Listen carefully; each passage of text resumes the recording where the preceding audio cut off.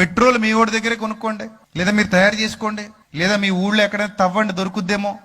చచ్చినట్టు పెట్రోల్ ఎక్కడ కొనాలి? మనం అరబ్ కంట్రీస్ దగ్గరే కొనాలి. ఎందుకంటే పెట్రోల్ బావులు వాళ్ళ దగ్గరే ఉన్నాయి, మనం తవ్వుకుంటే రావు.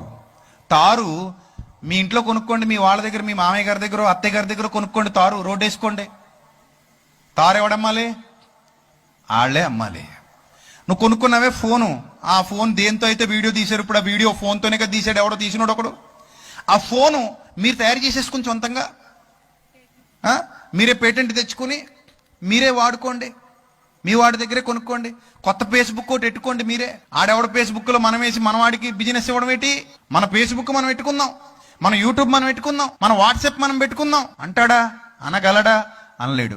రేపు పొద్దున నీకు యాక్సిడెంట్ అయింది అనుకోండి రోడ్డు మీద, అప్పుడు మా వాడే రావాలి, మా డాక్టర్ దగ్గరికే తీసుకెళ్ళాలి, మా అంబులెన్సే రావాలి, మా రక్తమే ఎక్కించాలి, మేం తయారు చేసిన బిళ్ళలే వాడాలి, మేం తయారు చేసిన కాటన్తోనే రక్తం ఆపాలి, చివరికి మేం తయారు చేసుకున్న స్ట్రెచ్చర్ మీద, మేం తయారు చేసుకున్న ఇనప బల్ల మీద, మేం తయారు చేసుకున్న మంచం మీద, మేం తయారు చేసుకున్న లైట్లు మా కరెంటు మీద నన్ను ఎట్టాలి, మా ఆక్సిజన్నే నాకు ఎక్కించాలి, మా ఇంజక్షనే చెయ్యాలి, మా నర్సే కావాలి, ఈలోగా నువ్వు పోవాలి. మరి అంతే కదా, ఇవన్నీ వచ్చేలోగా నువ్వేమవ్వాలి? పోవాలి. అవో కానీ మనుషుల్లో విషాన్ని నింపడానికి మాటలు. అది క్రైస్తవుడైనా తప్పే, హిందువైనా తప్పే, ఇస్లాం వాడైనా తప్పే, చాలా తప్పు. ఏమండి మిమ్మల్ని అడుగుతున్నాను, మనోళ్ళ దగ్గరే కొనాలి కొబ్బరికాయలు కానీ, పువ్వులు కానీ, లేకపోతే ఇంకోటి కానీ, ఇడ్లీలు కానీ, చట్నీలు కానీ, పొరోటాలు కానీ, బజ్జీలు కానీ, ముగ్గు కానీ, ఇనప ముక్కలు కానీ మనోళ్ళ దగ్గరే కొనాలి అంటే అవుతుందా? అవుతుందా? అలా కాదు. నేను నాకు తెలియ అడుగుతాను, మన ఊళ్ళు అందరూ మంచోళ్లే. మన ఊళ్ళు ముంచేసోళ్ళు, ముంచేటోళ్ళు, మంచోళ్ళు కాదు. మనోళ్ళలోనే ఎవరున్నారు? ముంచేటోళ్ళు ఉన్నారు. ముంచేటోళ్ళు అన్ని మతాల్లోనూ ఉన్నారు. గోధుమలతో పాటు గురుగులు ఉన్నాయి అన్నట్టు అన్ని మతాల్లోనూ మంచోళ్ళు ఉన్నారు, ముంచేవాళ్ళు ఉన్నారు. మనోళ్ళు అనుకుంటే మనోళ్ళు కాదా మోసాలు చేసేవాళ్ళు? మనోళ్ళు కాదా డబ్బులు దొబ్బేసి దేశాలకు పారిపోయిన వాళ్ళు? మనోళ్ళు కాదా నల్లోళ్ళందరూ? తెల్లోడిని ఎల్లగొట్టిన తర్వాత నల్లోళ్లే కదా స్కాముల మీద స్కాములు చేసి మన డబ్బులు తినేశారు.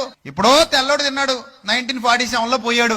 1947 నుంచి ఇప్పటి వరకు భారతదేశం సొమ్ము తినేసి, అంటే పచ్చిగా మాడుకుంటే మనందరం డబ్బు దొబ్బేసి స్విస్ బ్యాంకుల్లో దాచేసిన దొంగలందరూ మనోళ్ళు కాదేటి? మనోళ్ళు కాదు అంటే మన మతోడైతే రేపిస్ట్ అయినా పర్లేదా?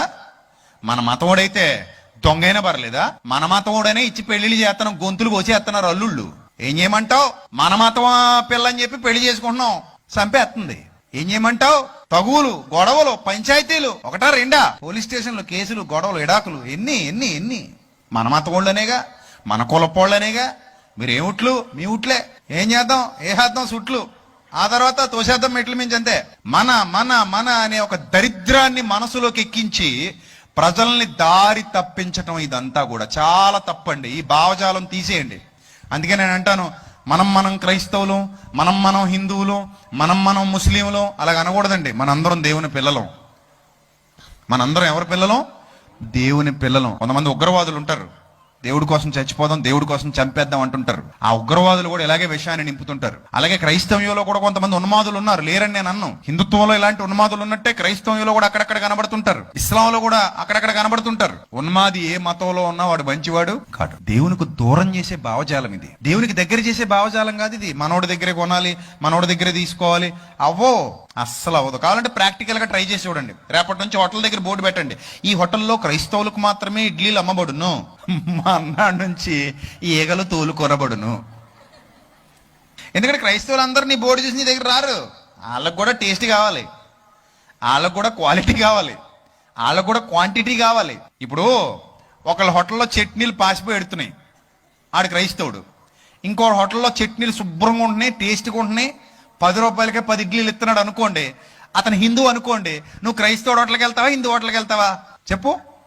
హిందూ హోటల్కి వెళ్ళి ఏమని చెప్తా తెలుసా?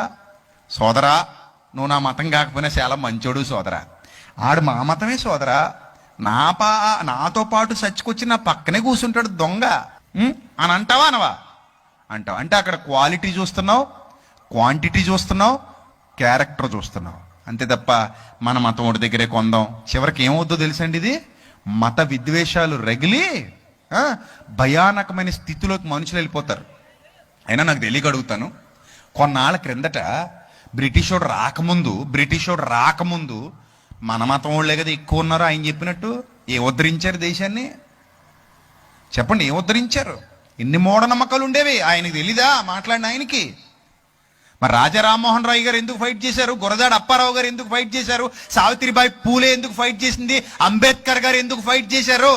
ఒక విలియం కేరీ ఎందుకు ఫైట్ చేశాడు? పండిత రమాబాయి ఎందుకు ఫైట్ చేసింది? వీళ్ళందరూ ఎందుకు ఫైట్ చేశారండి? వీళ్ళందరూ ఫైట్ చేసింది ఎందుకు? ఒక జ్యోతిరాబాయి పూలే ఎందుకు ఫైట్ చేశాడు?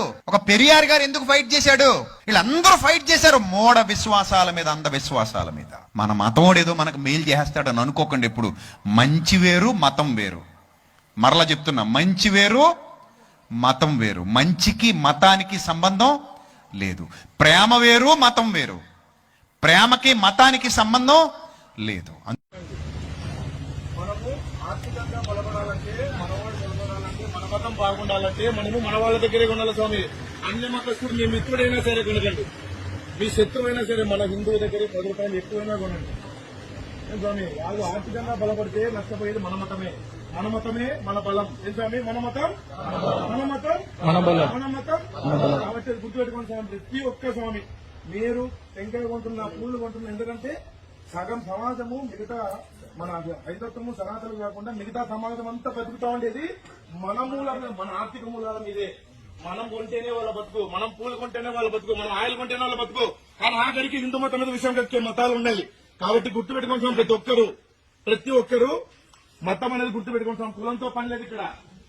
హైందవ జాతి అంతా బాగుండాలంటే, ఆర్థిక మూలాలు బాగుండాలంటే మనం మన దగ్గరే ఉండాలి. కాబట్టి ఒక్కరికి గుర్తుపెట్టుకోవాలి. ఎక్కడ పోయినా చెప్తున్నాను, దయచేసి అందరూ గుర్తుపెట్టుకోవాలి. స్వామి